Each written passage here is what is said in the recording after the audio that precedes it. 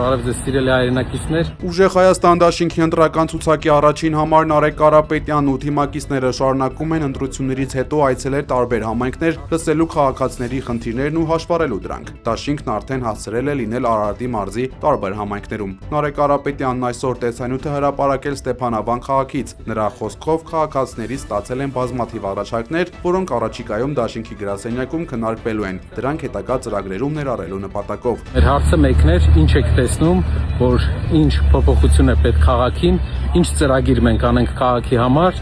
մեր կողմից որպես նվեր։ Ստացել ենք շատ առաջարկներ, որը հիմա գնում ենք գրասենյակ քննարկելու համար։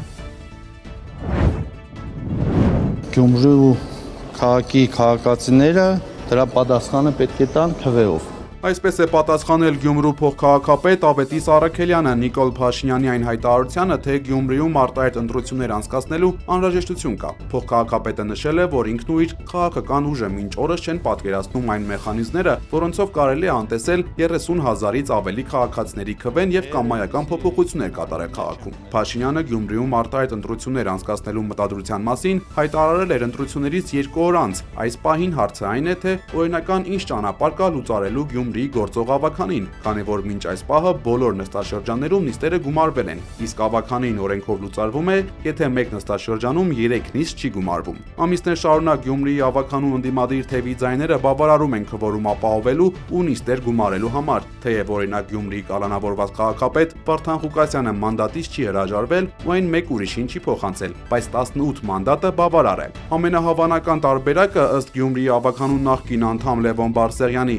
Գյումրին խոշորացված համայնք դարձնելն է։ Իդեպ ԿՊ-ն արդեն նման բան արել է իշխանությունում։ Թե ինչպես իշխանությունը Գյումրիում արտահայտ ընտրություններ կանցկացնի, այս պահին հստակ չէ, բայց պնդում են, թե այն օրինական է լինելու։ Իսկ մինչ այդ արդեն 9 ամիս կոռուպցիոն մեղադրանքով կալանավորված Գյումրիի քաղաքապետ Վարդան Ղուկասյանի մեղադրանքների թիվն ավելանում է։ Անցած ամիս քննչական կոմիտեն նրան մեղադրանքեր առաջադրել այլ անձանց հետ իշխանության յուրացում նախապատրաստելու համար։ Դրա հիմքում մի գաղտնալսում էին դրել, որում ենթադրաբար Ղուկասյանը ասում էր, թե առանց ռուսների համաձայնության ոչինչ չի անի։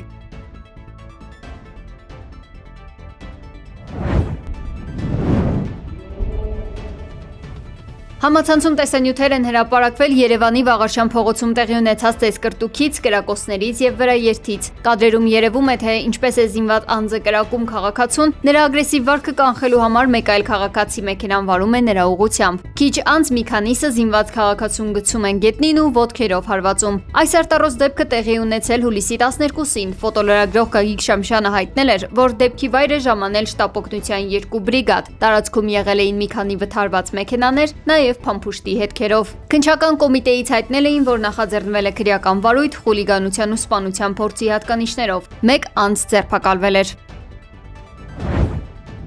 Դավթաշենում շենքի 6-րդ հարկից ընկած աղջիկը ինքնասպանություն է գործել։ Քննչական կոմիտեից հայտնել են, որ դեպքի առթիվ նախաձեռնվել է քրեական վարույթ ինքնասպանության հասցնելու հատկանիշներով։ Նշանակվել է դատաբժշկական փորձաքննություն։ 3 տեղեկություններ էին տարածվել, որ նա 6-րդ հարկից անզգուշաբար վայր է ընկել։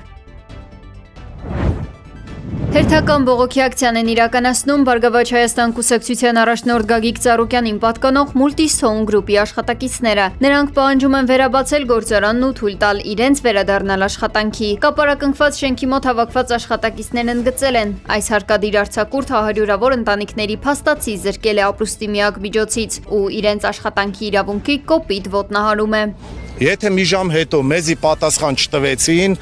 մեր քայլերին էլ մենք չենք իմանում ինչ ենք անելու, որովհետև արդեն ճիշտ ասած հասել է գագաթնակետին։ Եթե ազգային ժողովը կամ Հայաստանի Հանրապետությունը մի հատ փոքր հարց չի կարում լուծի կամ չեն կարում, չգիտեմ, ինչ որ այդ ստուգումները կազմակերպեն, որ շուտ լինի, մենք էլ չենք կարում համբերենք։ Գագիկ Ծառուկյանին պատկանող ձեռնարկություններում եւ նրա առանձնատանը լայնածավալ խոզարկությունները սկսվել էին հուլիսի 6-ին, որից հետո նա ձերբակալվել, ապա կալանավորվել էր 2022-ից 2024 թվականներին կատարված ենթադրյալ խարդախության եւ փողերի լվացման գործով։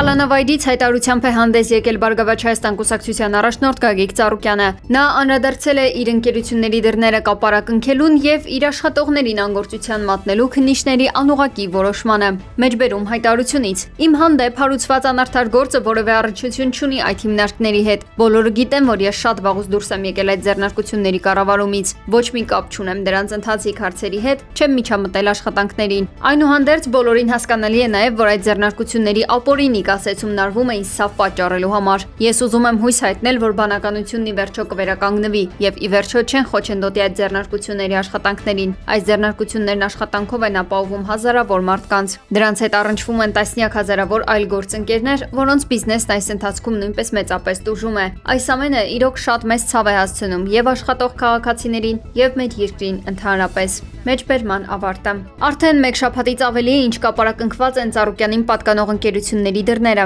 Աշխատողները բողոքի ակցիաներ են իրականացնում ինչպես Երևանում, այնպես էլ Կոտայքի մարզում, պահանջելով վերականգնել իրենց աշխատելու հնարավորությունները։ Երևան-Սևան մայրուղին փակելու սպառնալիքի մասին լսելուց հետո միայն քննիչները որոշել էին թույլատրել Արարատ ցեմենտի աշխատողներին շարունակել աշխատանքները։ Իսկ Մուլտիգրուպին պատկանող մնացած ընկերությունների եւ աշխատակիցների ճակատագիրը դեռ շարունակում է մնալ անորոշ։ Դատարանը մերժել է Կարգազանց 19-ամյա վարորդի խափանման միջոց տնային կալանքը 2 ամսով երկար ձգելու քննիչի միջնորդությունը։ 19-ամյա Վարդան Մարկոսյանի նկատմամբ կիրառվել է վարչական վերահսկողություն եւ համացանցից օգտվելու սահմանափակումներ։ 19-ամյա վարորդը ամիսներ առաջ փորձել էր ցուցադրել սեփական մեքենայի կարողությունները եւ տեսանկարահանել էր այդ ամենը։ Ինչպես ինքն է ասում տեսանյութում, փորձել էր նվաստացնել մեկ այլ մեքենայի, այնինչ հակառակն էր ստացվել։ Հետո համացանցում ակտիվորեն սկսեց պտտվել մեկ այլ տեսանյութ։ Ինչպես է վարորդը վթարից թեթև մարմնական վնասվածքներ ստանալուց հետո սեփական հերոսությունը դիտում ու հրճվում։ Նախաձեռնվել էր քրեական վարույթ, նրա նկատմամբ որպես խափանման միջոց էր կիրառվել տնային կալանքը 2 ամիս ժամկետով։ Իրանի հարավում ԱՄՆ հարվածների հետևանքով զոհվել է 30 խաղաղ բնակիչ, հայտնել է Իրանի կառավարությունը։ Ավելին, Իրանի բանակը հայտարարել է, որ Բենպուրի հարավ-արևելքում գտնվող ռազմական բազաների վրա հարձակման ժամանակ 7 իրանցի զինծառայող է զոհվել։ Իրանի կառավարությունը խոստացել է, որ այս հարվածներն անպատասխան չեն մնա։ Do you anticipate that the strikes were Նոր սպառնալիքներով է հանդես եկել ԱՄՆ նախագահ Դոնալդ Թրամփը։ Այս անգամ նա սպառնացել է քանդել Իրանի բոլոր էլեկտրակայաններն ու կամուրջները։ Թրամփի այս տեսակ հայտարարություններից կարելի է ենթադրել, որ նա բացարձակ մտադրություն չունի դադարեցնելու հակամարտությունն ու բանակցելու իրանական պատվիրակության հետ։ Մենք այսօր, վաղը երեկոյան եւ հաջորդ գիշերներին շատ ուժեղ հարվածելու ենք նրանց։ Նրանց համար ամեն ինչ շատ վատ է լինելու, քանի որ հաջորդ շաբաթ արդեն էլեկտրակայաններն ու կամուրջներն են վերանալու։ Նշել է Սպիտակ տան ղեկավարը Fox News-ի հետ հարցազրույցում։ Ավելի վաղ Թրամփը հայտարարել էր, որ հաստատված հրադադարն այլևս կորցրել է իր ուժը, իսկ ամերիկյան զինտեխնիկայի հարվածներն ավելի ինտենսիվ են գործի դրվելու, ոչ միայն Իրանի քաղաքներին հարվածելու նպատակով, այլ նաև Հորմուզի նեղուցում իրանական նավերին։ ԱՄՆ կենտրոնական հրամանատարությունը հայտարարել է, որ ամերիկյան ուժերը վերսկսել են Իրանի նավահանգիստներից եւ ափամերձ տարածքներից մտնող կամ դուրս եկող նավերի ծովային շրջափակումը։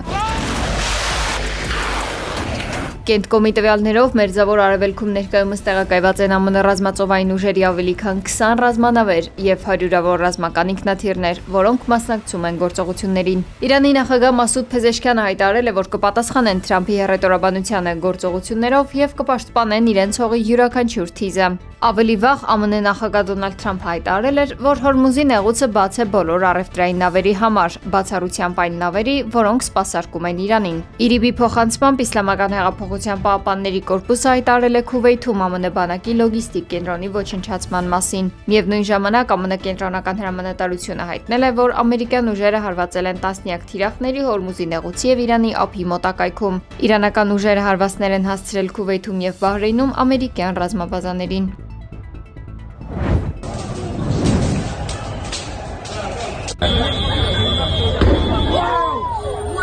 FIFA-ի աշխարհի առաջնության կիսաեզրափակիչում Ֆրանսիայի հավաքականի կրած պարտությունից հետո Փարիզում ու մի շարք այլ քաղաքներում անկարգություններ ու բախումներ են սկսվել։ Ձերբակալվել է ավելի քան 140 մարդ։ Երեկ Ֆրանսիայի հավաքականը 2-0 հաշվով պարտվել էր Իսպանիայի հավաքականին, դուրս մնալով աշխարհի առաջնությունից։